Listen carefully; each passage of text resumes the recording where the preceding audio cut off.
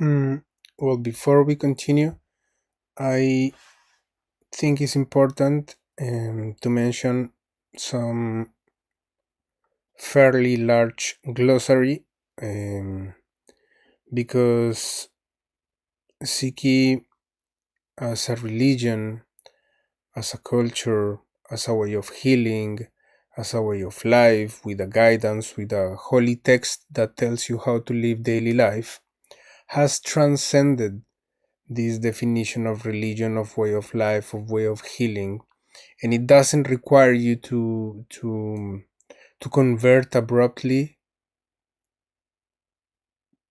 and there is no need for you to change much of your daily life to embrace these concepts.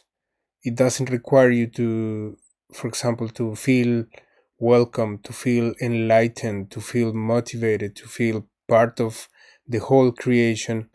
And that's beautiful because in other times, in other more older times, in the 90s basically, we used to look at different religions from the Catholic perspective. I am a Western person, and from the Catholic perspective we used to look at other religions which were different, with a prejudice that stated that my path is exclusive, or my path excludes your path. Whereas in Sikhi, if you want to join the one, if you want to be enlightened by the one, I know this is not the correct translation, but just for the sake of the example, if you want to join the one origin of the cosmos energy, if you want to merge with one, if you want to go deeper inward, um, you can, and there is no way you can escape it. There is no way you can avoid it. There is no way in which you can say, no, this doesn't exist. It exists, it is what it is. We as humans cannot control it, cannot explain it, and therefore should never think that we own it. In Western religions there is this corruption in the political sense, because they always think about materialism, and they is so important in communism to the material, what's going to happen with the resources, what's going to happen with the material part of the world. But they never had a god like godless communists. But also on the extreme right, the ultra right politicians, they always think, how am I going to keep all the money only for me? And they end up having no family, having no friends, having no uh, home. They have none of this perspective. There is no comprehension of the human being in front of this infinite, perfect, beautiful creation that surrounds us. And whether or not you embrace it as a religion, you could say, I feel blessed, I feel thankful, I wish I could say thank you in a manner that will liberate me, that will heal me from my diseases, from my maladies, from my negative thoughts. And there is this holy text which gets rid of one of the obstacles traditionally stated by Romance language, or idioms, and Anglican languages, which is they have no purpose, they serve no purpose, they have no destiny, and they have no past. They only are a tool to communicating a definition of a dictionary, which has nothing to do. This whole thing that I have stated about Romance languages and Anglican languages, they have nothing to do with personal development. And before we go to spiritual development, it's important to understand that personal development is also a transition, is also a process of evolution that goes through a series of phases, step by step, phase one, step by step, phase two, until you start to comprehend who you are, where you're going, what you expect from life, how to achieve your goals, how to avoid damage, the things that seriously injure your body, seriously injure your mind. And that goes through a ritual. And it is in the first steps of the first phase. It is not a religious ritual. You don't need a religious ritual. I mean, if you ask me, I do need a religious ritual because I am now attached somewhat, somehow, if you will, or I am now part of my life from the holy text perspective. And from the holy text perspective, I am constantly writing paraphrases, technical paraphrases, inspiration paraphrases to express them through kirtan to the world, to heal the world. Therefore, one of the paraphrases that I have come up with is that Akar Nam, Akar Sala is something translated by me in my ignorance, in my humble um, understanding of the world from the holy text perspective, which might change in future years, might grow and might be more complete. But up till now, I translated it as you can heal whatever needs to be healed. Akar is the tool, Akar is the solution, Akar can be the question, Akar can be the answer. And from that logic, we can, as Western people, we cannot say that our language, our each letter of our alphabet, serves that purpose. If we look back at Ayurveda medicine, we will find tons of science, tons of scientific calculator opinions that aim at the same point. It heals you. It serves its purpose. It has 5,000 years of experience. Nobody can claim opposite to it. Nobody has. Nobody will. Nobody ever could, because it is battle tested, and it has its experience for so long. Today is not the time to start questioning whether or not you should invent from Western medicine, invent the wheel in the next 2 years with technology from the 21st century, because it's useless. But on the other hand, you have something that is extremely powerful in terms of being useful.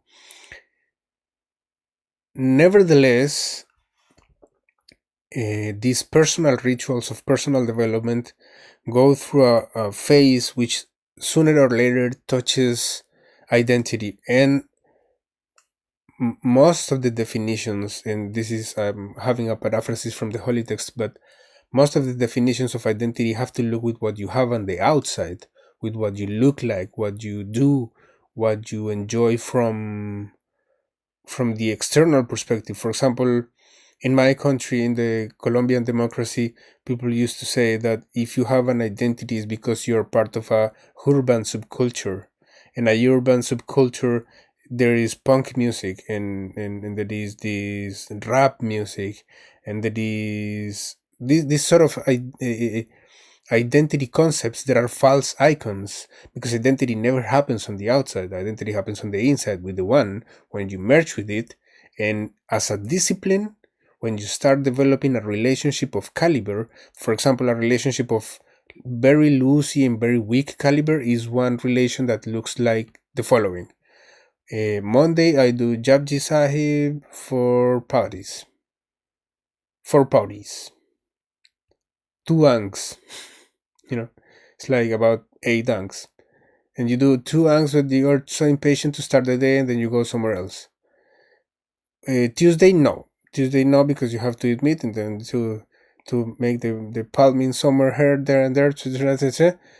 Wednesday, I do Kundalini Yoga with certain mantras taken from the holy text, but only 1 hour. And so you start placing excuses. And before that relation, there's so many excuses. That's not a relationship of caliber with your identity. Identity is shaped by Vaheguru in the sense of Sadnam Vaheguru. Therefore, so many meditations get use of this tool, or at least this as a mantra for a tool, and Guru Shabad, in the sense of Sadnam. And this is a paraphrasis, this is not a translation, this came out of my inspiration, but Sadnam, like in the sense of you at Kundalini Yoga practice that you're doing, you're having something in motion, something that's happening, something that surrounds you, and you're interacting with it through your energy levels at a moderate level, at an intensive level, intensive level, at an aerobic level, and at an anaerobic level, or a VO2 max level, which are the heart rates that you have on a resistance sort of exercises for healing your body. which is the same that an athlete might do, running and running and running and running and running, keeping control of everything under control. And he develops his technique and he respects that technique and never betrays it. Somewhat similar with Kundalini Yoga, might differ in the concepts and the things, and there is a spiritual path and there is a religion behind it, but regardless of it, it's the exact same story with training, training your body, training your mind through physical exercise. And once these the results of these personal rituals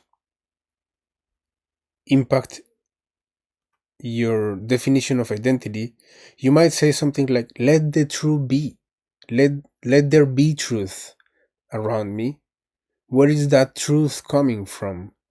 And then if you take one ang and you read it and you try to paraphrase it or translate it into your daily life, and you start to see like, oh, what if I adapt this to my daily life, to my situation, to my job, to my family, to my dreams, to and they fit somewhat perfectly. Some fit more than others because situations change in daily life, but in the long term and the mid-time term, and if they match and they sort of inspire you and give you creativity and you're solid about it, you don't tend to say thank you God. You say Vaheguru for some, thank you God for so much inspiration in some cases. But in other cases, when you are so successful, it is so involuntary, the act of thanking to Vaheguru for what he is giving you via Guru Shabad, that it happens as though as because you are conscious of what you're doing, the results of what you're doing, which are conscious manifestations of your own self, of what you do to heal yourself so that others might or might not benefit by, but you might leave the answer of the question in the air, which often helps more than simply stating the question. You leave the answer in the air, and if somebody dares to take that answer, the question is no longer an obstacle, and things such as that that impact your surroundings, the world that surrounds you, which is infinite. So you might as well join and merge with the infinite, surrounded um, by this kind of energy, by this kind of cosmos, by this kind of the origin of the thing. You don't need to call it God at these stages. And I remember a professor, an algebra professor based on algorithm. He very often said that sometimes what we call religion or religious rituals in Sikhi, other people call it writing a movie, writing a book, writing a song, because it's the first attempt to heal oneself and to express oneself and to develop a discipline which really shapes your identity. But then it starts to lose its pace, becomes a lot slower. Whereas when you start developing that same approach and the same idea and the same intention through spiritual development, you get longer and longer legs, and you can run and run forever and never feel like getting tired. You always feel like, I need more road to keep running. The road needs to get infinite. So because of this, I thought it would be interesting to interrupt this session. These past sessions have been a little bit about history, and most of the reality and most of the situations in different cultures, and how do we integrate in other cultures? How do we relate? Because for good or for bad, in one way or another, we have so many things in common. And culturally, we are always trained to say, you are different than me because you live at the other end of the border of this country. You are different than me because you have an Arabic way of writing, and you are not my brother. You are not part of my family. You are not welcome because we are so different, and your temperament is always different than mine. And the character of the people of the south is different than the people of the character of the north. And we are so different, and we are so trained to say that. And I feel it is a false narrative for good or for bad, either way, we have some theocratic states and theocratic statements that allowed you to enjoy the merge with the one from different perspectives. In these past sessions, in terms of the impact of Guru Nanak's culturally in different regions, proves that we have more in common that we have as different beings that are so different that can never have anything in common. And so I wanted to make a glossary. It's pretty long, the glossary. I don't think it fits in only one session, but nevertheless, I want to explain this glossary for the people who don't know much about Sikhi, don't know much. I came to Sikhi because I wanted to sing kirtan, because I wanted to heal myself through kirtan. And this sound therapy for vegetables didn't sound enough for me. It sounded pretty at the beginning, and really beautiful and really special and inspirational as nothing else. But in the end, I was doing nothing to purify my mind, to elevate my purpose. And so let's begin. Ab, which means water in Persian, it figures prominently in Guru Nanak's idea of the creation of life. Ab, Ab Chal, stable, everlasting. Ab Chal Nagadi, eternal city, for the everlasting dispensation of Guru Nanak. Abhe Dan, fearlessness as an element in liberation through God's grace. Ad Purk, the primal being, an epithet of for God. Ahankar or Hankar, pride of possessions, or this false definition of power. Part of this glossary contains good and bad words that you should embrace and you should reject. Your call. Um, my only advice here will be to say that when we talk about the word power, we are talking about watts, kilovolt ampere, or kilovolt reactive amperes, in terms of electricity.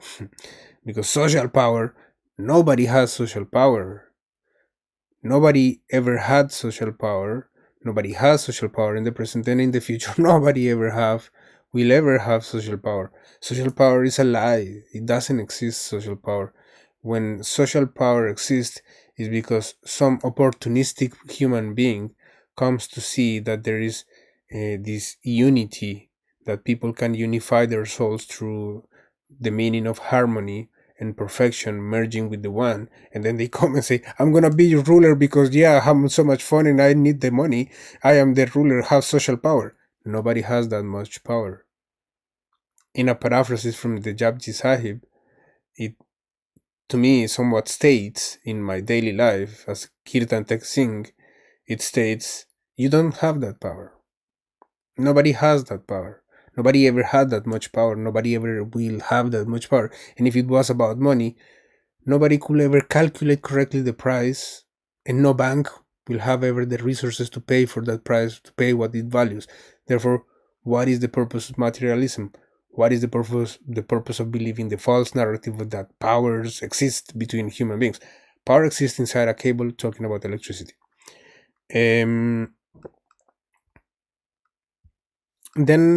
a Juni, one who never takes birth, who does not incarnate an attribute of God.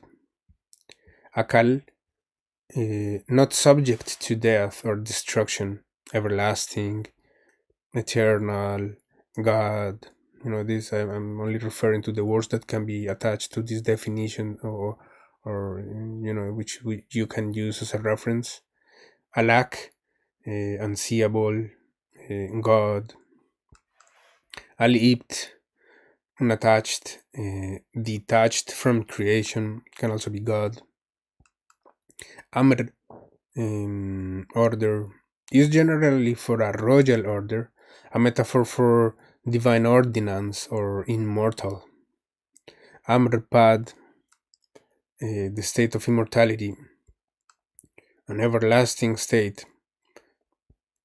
used for the state of liberation in Sikh thought.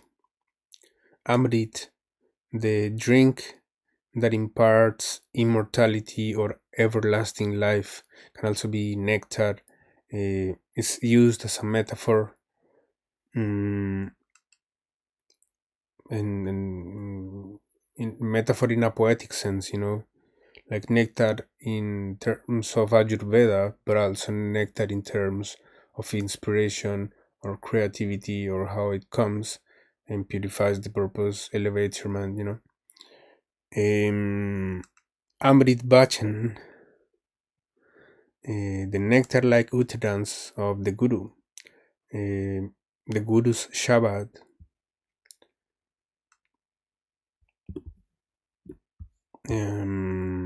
Amrit Bani, with the nectar-like utterance of the Guru's Shabad, divine utterance for God's creation. Amrit Nam, the nectar-like name of God, the name that imparts immortality, the name that imparts morality. But the name thing can be sort of complicated. In the West, you're used to think that your name can reflect yourself, and that breaks the entire story and defeats the purpose. It's like with computer science. The first thing that they teach in computer science is don't defeat the computer, don't defeat the purpose. Just enjoy it and learn how it behaves, so that you can do something out of it that is purposeful and useful and has a logic. Yeah, right. Don't defeat the purpose. Some people come with the idea, I'm gonna destroy this to figure out if I am a superhero, and with this delirium of Marvel, Avengers, and whatnot, kind of superhero idea incorrect of the world. But it is the direct secondary effect or consequence of having this philosophy that states that the name defines a person, that the name defines identity, that the name defines presence. But if you think about it for a second, the only one that's present in terms of the word present in a conscious definition is not the human. The human is temporary, is an opportunity. There are so many lives before you, and probably you were a dog, a little doggy, then you were a cat, then you were a star, then you were the birdie, then you were the tree, and by some magic done by somebody else outside of the planet, you came with the opportunity. This is an opportunity which makes it temporary, with the human shape, with the human form. You didn't decide to become human. You could have been the doggy, you could have been something else, but no, you were given this opportunity, this human body, as a opportunity, and you cannot reject it, you cannot decide to choose it, and moreover, you cannot decide what your name is. If you think about identity in terms of the name, nobody has a name that has an impact. The impact is through your words and your actions. Some people come, my name is Mr. George. And like, so what? Right? It serves no purpose. So therefore, I think that, yeah, with the thing with the name, is better if we embrace the idea that the name does not exist. That the name, at least not in the human realm, it is not present. It has no essence. It has nothing, and so should we embrace it, and so should we accept it. I'm not present. I don't have a name. Don't call me, because at some point, he will call me and will send me to the kingdom of the stars, the eternal night. But up till then, here we are. Anahad Bani, the utterance that leads to liberation. Can also be divine self-revelation, can be the utterance of the Guru, can be the Guru's Shabad. Anahad Shabad, the unspoken word that is heard in the state of liberation, the state of being one with God. This meditation that states, um, God and me and God are one, and if we follow the logic of the Anahat Shabbat, you can formulate the question: how ignorant am I to understand that I never needed to call God? The sun simply started to appear every morning.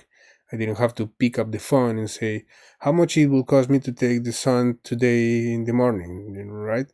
So there is no room for materialism. There is no room for questions from the human, or words that represent anything that that cannot be explained, that cannot be controlled.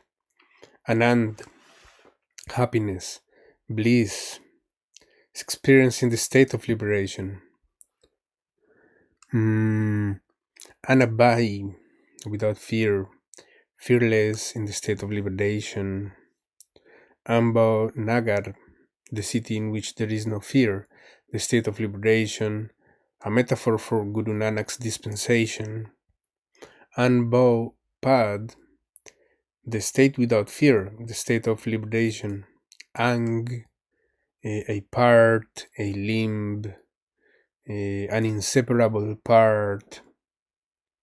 Anjanmai Niranjan, pure amidst impurity, detached. Antarjami, one who knows the innermost thoughts, an epithet for God.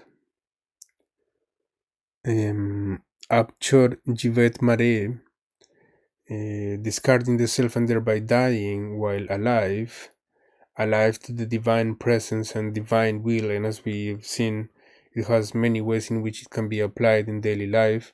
And the sacrifice, when we say, I'm gonna sacrifice my name, and from here on out, I'm going to embrace God's definition and nothing else, and it transcends this word name. Whereas in the negative state, we could have said that we have a neutral state, that we have a negative state and a positive state in terms of purifying your mind. And when you are in the extreme negative, you probably are dead, because everything becomes frustration, everything becomes a failure, everything becomes uncomfortable, nothing succeeds the way you want it, nothing is correct, you're under the bad star because there's only bad luck and negativity, and then you probably been dead while alive because you haven't realized what's around you. And on the other extreme is the other one, which is the extremely positive, like incoherently positive. Everything is gonna go right, everything is gonna go, it's the path I am controlling because I have planned, and this that I have planned is gonna make me millionaire in 3 years, and I'm gonna grow my muscles in 3 months, and I'm gonna look spectacular in 2 months, and in 1 year I'm gonna be in this. Like, this person suffers from madness, right? And so this extreme positivity that is so toxic, or this extreme negativity that injures you, like they in having this neutral perspective, that if something fails, if something is, even without it, because failure does not exist, we as humans were not manufactured to be a failure. We were manufactured as evidence of the perfection of creation. And in that sense, we can agree that failure does not exist. So if you keep the neutral state of your mind, of your purifying purpose, then if things that do not succeed the way you wanted them to succeed, if things do not follow the path that you were expecting to follow, nothing's gonna change in your life. The world is not gonna get destroyed. The world is not gonna finish. Sometimes people is very optimistic that this can be destroyed with one click, and it's not gonna happen. There's always a second opportunity. There's always a day in summer in which it rains deliberately. So it's not gonna end up like that. Just to set an example, and this in the case of the what if you are sacrificing something to remain neutral? What if you are not sacrificing anything to remain positive? What if you are not sacrificing something because you're negative, and therefore you may see yourself dead while alive in many different cases? It's so useful. I know the word useful sounds a little too pretentious, but for someone who's got a million problems or 2 million problems, it's important to have the right tools to get arms till the teeth, just in case something goes wrong and you need to attach to God or to the one and merge immediately so that nothing else falls apart. Abjor Jved Mare, discarding the self and thereby dying while alive, alive to the divine presence and divine will. Arati, the rite of offering food, fruit, flowers, and fragrance to a deity, generally an idol, a hymn of pride, of praise, ardas, entreaty, supplication, uh, prayer, generally made by the Sikh Sangat, standing with hands folded in the presence of the formless God, an essential part of worship in the Sikh tradition. Asa mai niras, without hope, amidst hope, detached from personal interests but attached to God. Ashtapadi, a composition of 8 padas or verses. Atal, immovable, stable, an epithet for God. Okhad, medicine used for the Guru's Shabbat, the divine name. Ulia is plural of Vali, a friend of God, used for eminent Sufis and even for a single Sufi to underscore his great importance. Avadut, an ascetic who has attained a high spiritual status. Ajana, a child or a young person, one who has not too much knowledge. Babur Bani, the verses of Guru Nanak related to Babur, popularly believed to have been composed on the sack of Eminabad by Babur, but actually expressing Guru Nanak's response to political change. Badshah, also Padshah, king, emperor, generally used for a Mughal ruler and metaphorically for God and the Gurus. Bairag, the feeling of separation from God seen as a mark of spiritual awakening. Bairagi, the person who practices Bairag, a renunciant, generally a Vaishnava, used also for the Sikh and even God as a metaphor, as in Rasik Bairagi, by the Punjabi form of Vaishya, the third caste in the hierarchical fourfold Varna order, Badigar, from the Persian Bazigar, a juggler, used as a metaphor for God. Banda, a slave, a devotee of God. Bandagi, the state of slavery, acting as a slave, total submission to God as the only master, devotion, worship. Bani, utterance, used for divine self-revelation through creation, and the utterance or the word of the Guru, generally equated with Gurbani. Bani Shabad, utterance, and the word, generally used for Gurbani, Bania, one who conducts trade, generally a shopkeeper or a merchant. Bali, um, a well with steps for easy accessibility to water simultaneously for several persons. The well constructed by Guru Amar Das at Goindwal, which came to be regarded as sacred. Bharat, uh, vow, fasting in various ways on different occasions, regarded as meritorious in the Brahmanical systems like Rosach in the Islamic tradition. ବ୍ୟବହାର, conventional social behavior in specific situations, uh, sanctified by long usage. Bhagat, one who is devoted to God, used generally for uh,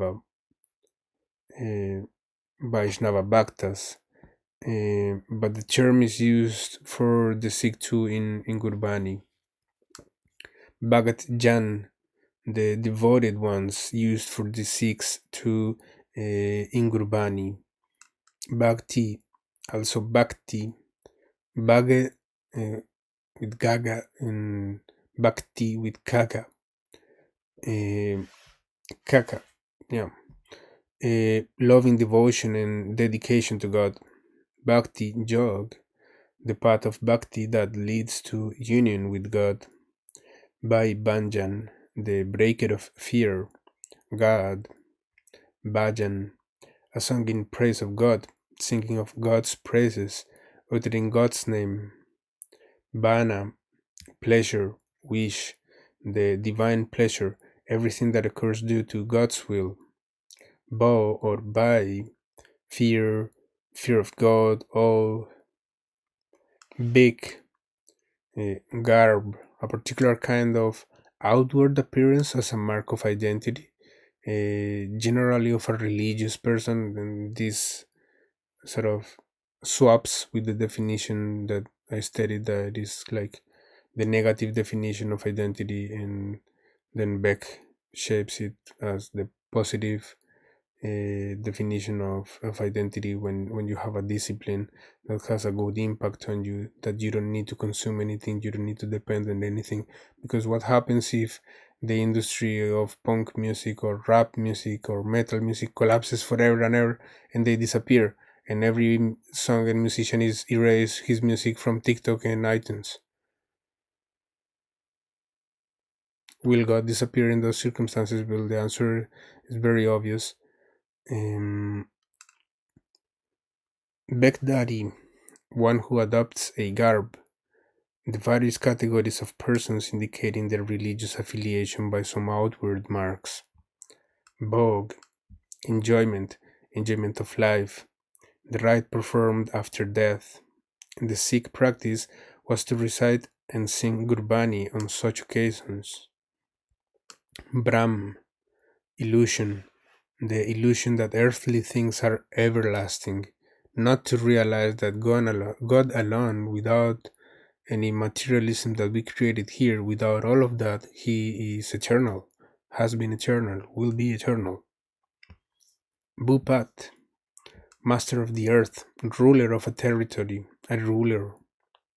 Vibhut, the ashes used by the ascetics to smear their bodies, a practice common among the Gorakhnathi yogis. Bihisht, the Islamic term for paradise, popularly conceived as a place with streams of honey and pleasures of the most beautiful females. Bikya Mahi Udas, detached amidst the poison of Maya or earthly attachments and pleasures. Birha, the following, this feeling of separation regarded as sublime among Sufis and also by the Gurus as a mark of spiritual awakening, in contrast with the pangs of separation from a mortal. Brahmjnan, knowledge of Brahm, realization of God, experience of God leading to the state of liberation. Brahmjnani, the person who has knowledge of God, has realized God, has experienced God, leading to the state of liberation. Brahmachari, celibate, a person who belongs to the group of religious persons called brahmacharis. Brahmand, the universe, also used for the word cosmos. Brahmpuri, the city of Brahma. Chakadi, service with or without wages, the profession of a soldier, and also of a person who serves for subsistence, so to speak. We could say that everything we do is for subsistence because we need Vaheguru, or this cycle of Satnam Vaheguru, Satnam Vaheguru, to exist. So the word subsistence might or might not exist in some context. It's not like the other definitions, which might always exist, and regardless of whether we are alive or we are dead, they will keep their meaning and their existence. And so they're in the sense of virtues. Sometimes in the Western cultures and societies, these democracies um, validate the fact that to be a soldier you need to be ordinary, aggressive, violent, and brainless and totally empty. And excuse me the word, but you need to be a little bit of an idiot, else you are not gonna fit in socially. Or yeah, a little bit of a dumb, deaf person. Because this definition of male and of man states that man always need to express their thoughts, and that false narrative goes against a paraphrases that I had from the holy text, which states man should never, regardless of, this applies to male anatomy and my male brain development and sort of the thing. um, Man should never express his thoughts, should always express his virtues. So when in our side, when we say soldier, we say a person who's got so many virtues developed that he's useful for anything that he can put his mind to will be useful for something and will be good for something, in contrast to a person who might not have the knowledge and might be on this development process of attaining a virtue. The word virtue applies with an example. For example, a person who's very virtuosistic way of interpreting a musical instrument. If you think, I don't know, if you like heavy metal music, uh, I don't enjoy it very much. I don't. But the point that I'm trying to say is that although I don't like metal music very much, and I don't know many artists of the genre, and no idea, whatever, but the guitar is always very virtuosistic, have complicated techniques and very intricate ways of developing the expression in a very virtuosistic way, almost like Paganini in Italy with the violin. He was a very virtuosistic instrumentist of the violin player. And in any other cultures, the virtuosity expresses itself through many different to the dominating the concepts and allowing yourself to express through the instrument. That's virtuosity, and that applies to the same definition of soldier who never expresses his thoughts, no, will never express with words his thoughts. If one has to use words, is to express virtues. And that is more than enough to serve others. Like God is serving you all day long, every day, 24/7. Gives you the moon, gives you the night, gives you the morning, gives you the sun, gives you the water. And I once heard a beautiful question: did you manufacture the oceans that were here before you came here? Or did you manufacture the forest that was here before you came here? No. And it is always behaving there because nature and the energy and its origin is always 24/7, and we say thank you to it all day long. So yeah, uh, Chakvi, a bird that loves the sun and dies to meet it. Chandal, the lowest category of outcasts, generally employed as executioners, a person totally devoid of mercy. Chatrik, the rainbird that survives in the drops of rain and dies without rain. Chatzal, the place where elementary education was imparted, generally by Brahmans, padas, used as a metaphor for the Sikh congregation. Chalula, bright like the red flower, used as a metaphor for being dyed in the love of God. Choka, a square drawn on the ground and plastered with cow dung, generally by a Brahman, for eating food with the idea that all impurities will be kept out. Chaur, a fly whisk used as a symbol of royalty or great position. Chautapad, the state of experience of the presence of attributeless God who is beyond all three qualities, all three gunas of materiality, also called sun, chant, lyrical composition. Chiri Vichhurine, separated for a long time, reference to the state before the beginning of the cycle of transmigration, carrying the implication that there is a divine element within all human beings that remains concealed and unrealized. Chura, a scavenger, a class of untouchables. Darvesh, a religious person, a Sufi. Dars, sight, sight of the divine, seeing God in the sense of not you watching God, but rather the everlasting God, the view perspective downward. Darshan, uh, the same as Dars, sight of the divine, seeing God.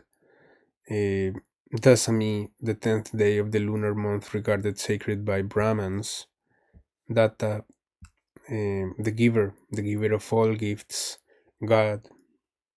Daya, compassion, mercy, grace. Des, country, the real country, God's country, in contrast with the earth as a place of sojourn. Dadi, Dahdi, Dahdi, a singer who generally used a miniature drum, the dahd, while singing of love or war for the entertainment of his patrons, used as a metaphor for the guru as the singer of God's praises and also for his Sikh. Danak, the lowest category of untouchables, like the Chandal, who ate all kinds of meat for subsistence. And although this might be a little bit of a subjective, arguing, complicated, highly technical difficulty issue, just reminding you that eating meat causes cancer is the same as if you smoke cigarettes. Next page. Dharm, a whole complex of religious and social ideas and practices used for the dispensation of Guru Nanak and his successors. Dharma, a set of religious beliefs and social practices prescribed for each Varna of the Brahmanical ideal of Varnashrama. Dharmkand, the state of the realization of truth in which God's hukam is seen operative everywhere. Dharamsal, the earth as the place for earning merit, the place where the Sikhs came together for congregational worship in the time of Guru Nanak, the Sikh sacred space. It was called Gurdwara later, marked by kirtan, katha, ardas, and langar. Dhyan, contemplation, reflection, concentration of the mind, meditation on God, and the Guru's Shabad. Dhoti, the spotless sheet worn by the Brahman round the waist to conduct religious worship. Dundukara, the state of darkness in which only the primal being and his power existed and there was no other creation, equated with sun or the void before creation. Din Dayal, one who is kind to meek, kind to the meek and the powerless, God. But again, like this word power or powerless seems, at least to my ignorance, so subjective. One who is kind to the meek and the powerless. Sometimes I feel that all that surrounds me, that supposedly is under my choice, that I can choose to do this or that or take this or that, if I want to be in the bicycle or by foot. Uh, but what happens if I am scared of the bicycle and I have to go foot, and then I am meek a little? It applies to it in some sense or another. Uh, because for me it's very difficult to see powerless human. Again, we are evidence of the perfection. So it is stated as to say, um, that we don't lose control, that we don't feel this superiority complex or inferiority complex reflected as you feel over the law, over the people, over God, over everything.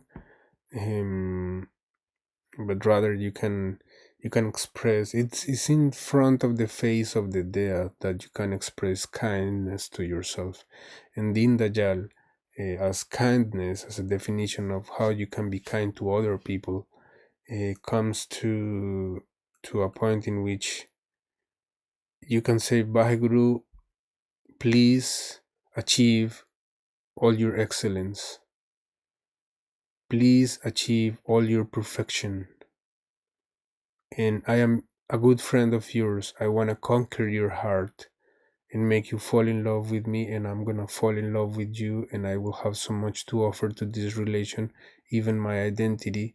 But please share your excellence with me, inspire me so I can inspire others through Kirtan or the path. And therefore that's what's so beautiful about Kirtan, that at certain point everybody wants to sing this or that, everybody wants to participate with this way or another, singing or interpreting a musical instrument, because once you start feeling that um, Baheguru is sharing the excellence, the caliber to inspire you, and is sharing it with you, and it flips the coin and things are beautiful. It's very special. Divan, an office, a court, a royal court, the person holding the position next to that of the king in his realm, duke, suffering inherent in existence, um, without attaining the state of liberation. Like this. I'm trying to be as respectful as possible with my language, but sometimes I get to a point in which I need to express things the way I think they need to be expressed. Please forgive me. And when it states that there is pain in life, pain in being born, pain in death, um, and if you have experienced this memory of pain as you are born, that you remember it as if it was yesterday, there is always a two-sided road that you have to follow, which one to go through.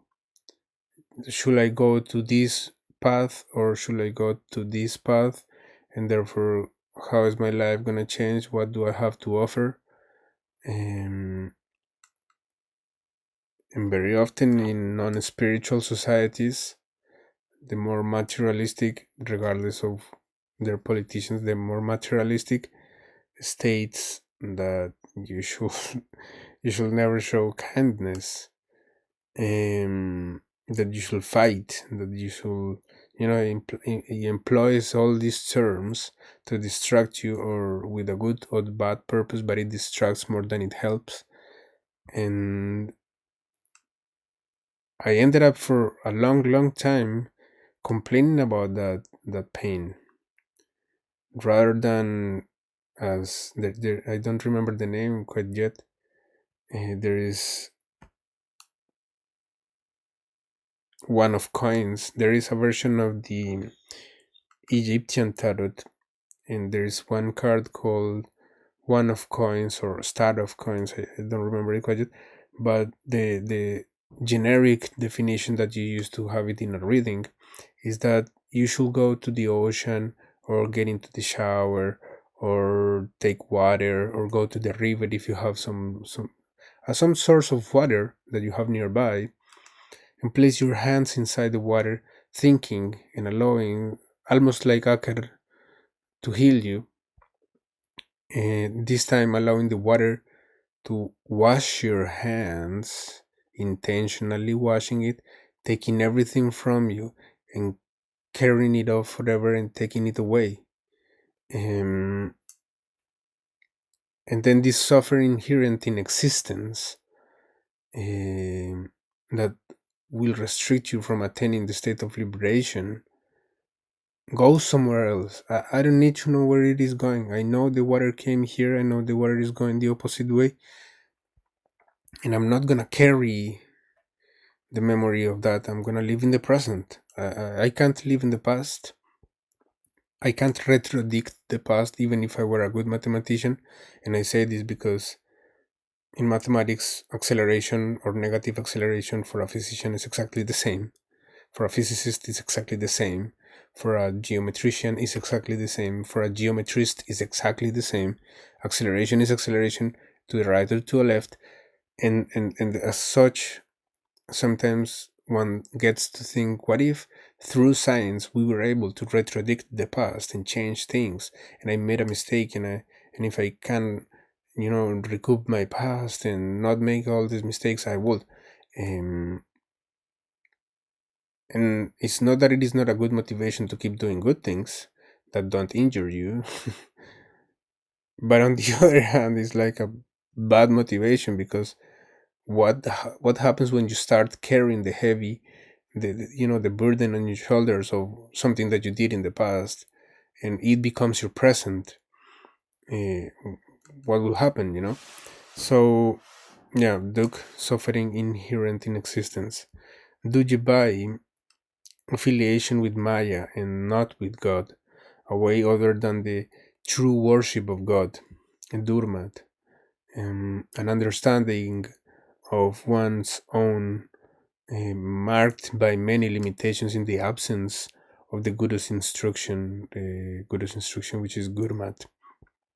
Duadasi, the 12th day of the lunar month regarded sacred by Brahmans. Dubida, uh, duality, dual affiliation, the tension between affiliation to Maya and devotion to God. Dhagan, a woman who is unhappy because she is not loved by her spouse. A metaphor for the person who has not turned to God through the Guru. Um, Dun, fine as a form of penalization, used also for the punishment awarded by God for one misdeeds in life. Ekchal Nirali Gurmukhi, the distinct path of those who follow the path of the Guru. Ekadasi, the 11th day of the lunar month regarded sacred by Brahmans for fasting. Fakir, one who practices fakir, or renunciation and austerities, a darvesh. Farman, an injunction, an order, a royal order or a divine ordinance. Futadar, the person in charge of a treasury, a treasurer. Gadgetry, the verses of the Rig Veda which are often recited by Brahmins by way of prayer.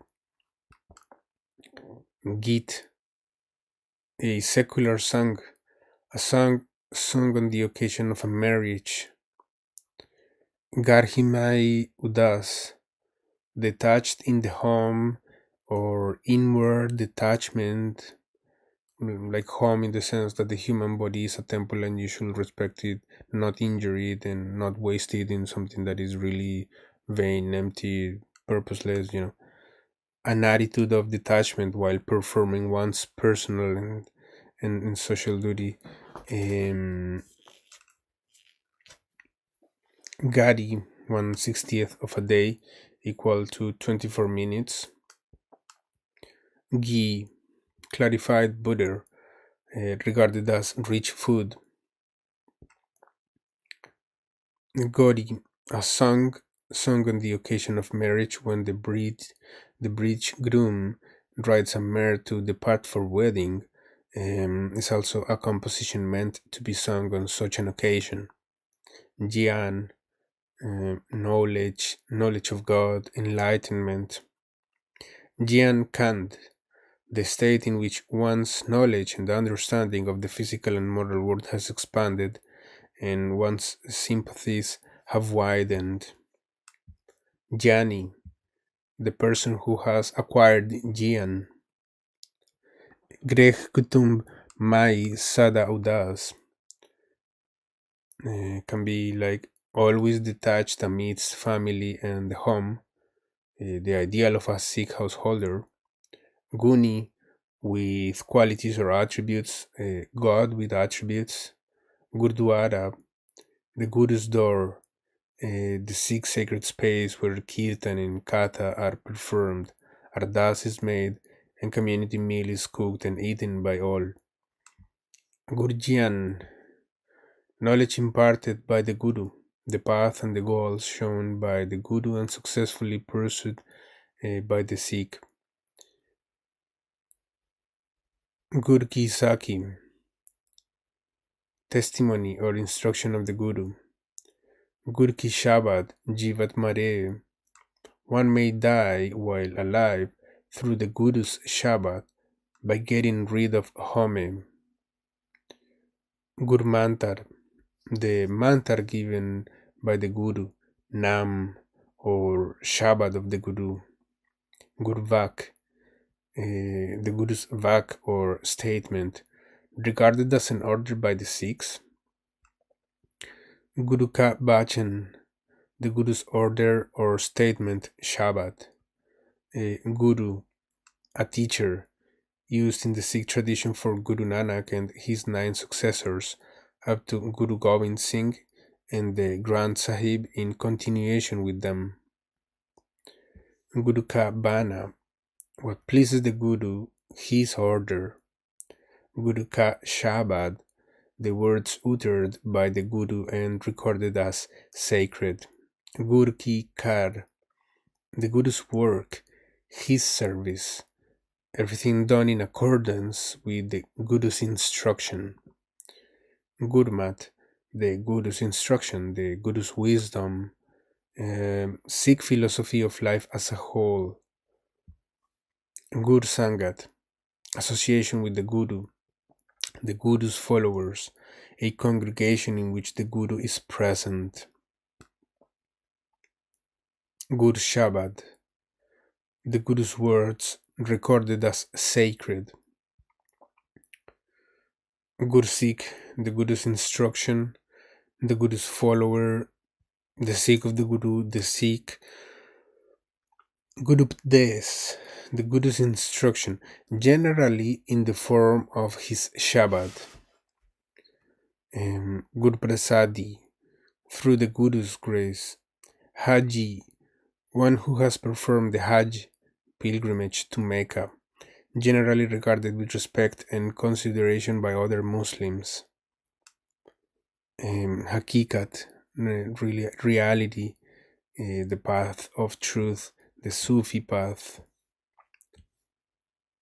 Yeah, well, I think this is very long for an episode, but I think we can continue in the next one.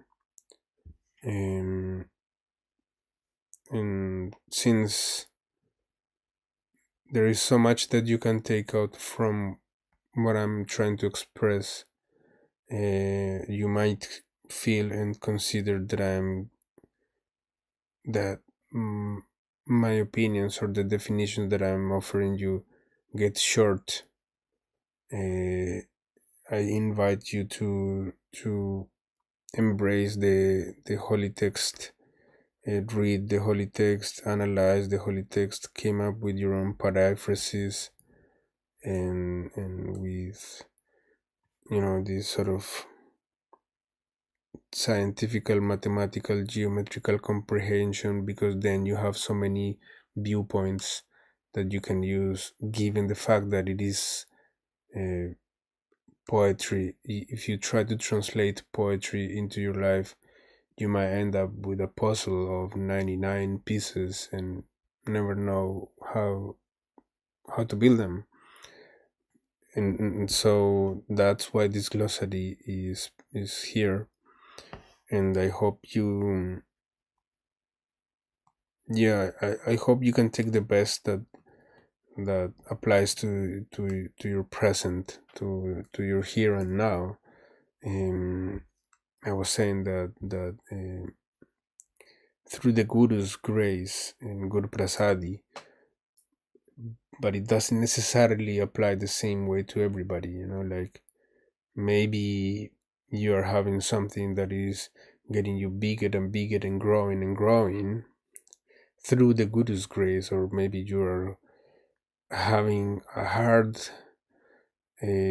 road these days, and you know that you should never stop. You should keep marching, although it's difficult and it is looking a little dark.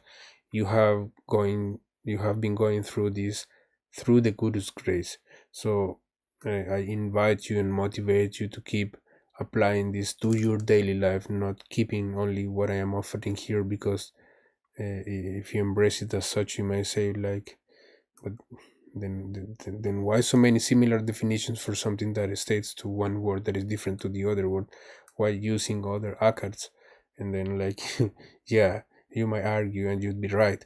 But if you were to apply it to your own life, to your own experiences, to your own the thing that nobody can do for you, you will see even more. You will see much more. And so, thank you for listening. Thank you for staying here. See you in the next one. Vaheguru Ji Ka Khalsa, Vaheguru Ji Ki Fateh.